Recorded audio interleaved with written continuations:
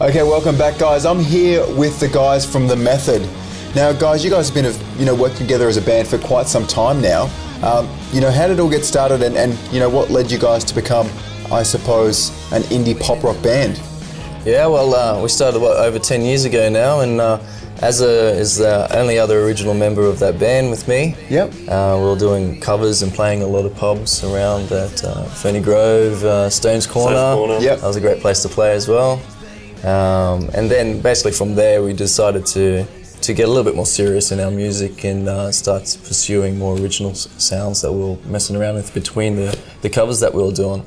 And I started up a little studio on the side, and that just got bigger and bigger and bigger. We started doing some recordings and getting some ideas, and we started on the Red album, which was how long ago was that? It'll be 3 or 4 years ago now. Yeah. So I think John, you joined us at that time with that album. I think we were just coming off that. I came in just after that came out.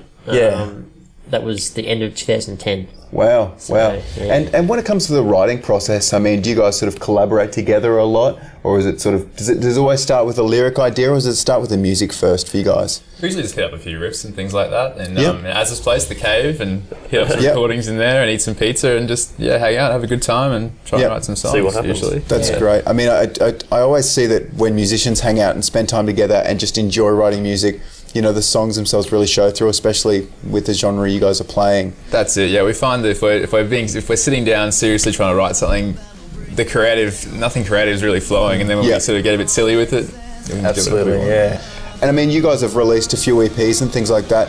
What have you got recording-wise coming up, and what are you looking to release soon? Yeah, we've got a live recording that's coming out that we did at the zoo. Yeah. And that one's called On the Road. Yep. So that's going to be released in a couple of weeks, and with that we're also going to have our next EP, which is called Lost and Found. It's different from our first recording, our first EP, which is very oriented towards the rock, and it was pretty much guitars, bass and drums. We've sort of diversed a little bit from there, and in the studios we work on a few keys and get the pop elements just to come into the track and change the feel of what we're doing, just to keep up with what's happening at the moment. Okay guys, it's now time to head back out to Eloise Music, where Jake's been comparing the many various audio interfaces.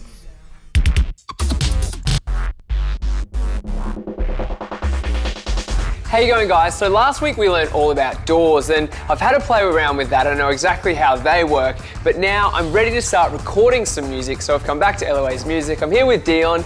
Dion, where do we start? Essentially, we've got to find out what you guys are wanting to record. So what are you wanting to plug into your computer? I want to start with my guitar. I've just got onto the guitar and I want to get the sound from my guitar into my computer. What's the best way to do that? Awesome. Well, really we're looking at what they call an audio interface. Something like this guy here. So what we've got is a device that we plug into our computer, and this allows us to, as it says, interface our microphones or our guitars or other instruments into our DAW. Fantastic. So is this something that I would look at getting straight away? Absolutely. I think it's one of those essential parts of the studio. Beyond being able to interface your instruments, it will help with your entire setup. Right. So that looks like a pretty convoluted little box. It looks like it does a lot of different things. Let's start from the front. What are those two inputs there? Here on the front we've got our connections that will allow us to plug in our microphones or our instruments. That can take a microphone or an instrument, and pretty much most interfaces will accommodate whatever you want to plug into them.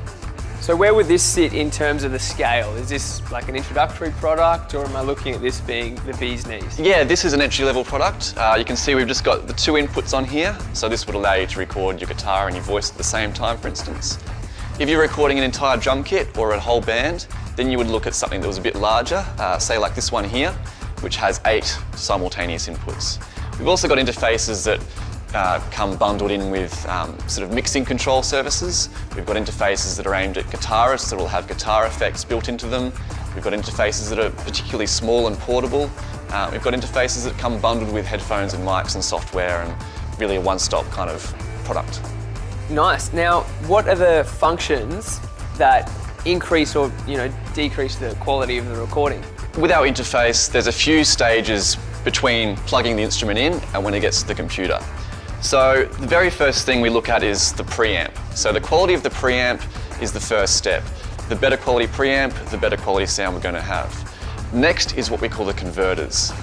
This converts the signal from an analog signal from our instrument or our microphone into a digital signal which our computer can understand. That quality is also very important. So Dion, when it comes to interfaces, I've loosely heard the terms bit rate and sample rate thrown about. Do I need to know about them? Yes and no. If you want to get technical, then bit rate and sample rate are really the quality that we're recording our instruments at. So the higher the bit rate and the higher the sample rate, the higher the resolution the recording is. So when we listen to a CD, that's at a bit rate called 16-bit and a sample rate of 44 kilohertz. Quite often we record at a higher sample rate and a higher resolution. Allows us to have a much higher quality product to work with and mix with, and then we convert it to our CD quality when we're finished. Okay, fantastic. So how does the sound go from that box to the computer? Cool, it's really simple. Most of our interfaces connect via USB. Just plug it straight in and away you go. Some of the bigger interfaces or the more complex may also plug in via Firewire, which is a different type of connection. What other features do these interfaces have? Cool, well if we turn this around you can see on the back, this is where we actually plug our headphones or our monitor speakers and be able to listen to those. We've also got connections which are labelled as MIDI in and out, and this will allow us to connect keyboards, electronic drum kits, those sort of things through our DAW software as well. And will this sync up with my DAW? Yeah, generally speaking, you may have to do a bit of installation with a CD. It's usually really straightforward, but any interface will work with any DAW. Thanks, Dion. I feel like I got the next stage of the recording process down pat. I'm going to grab myself an interface, head back to the studio and start jamming.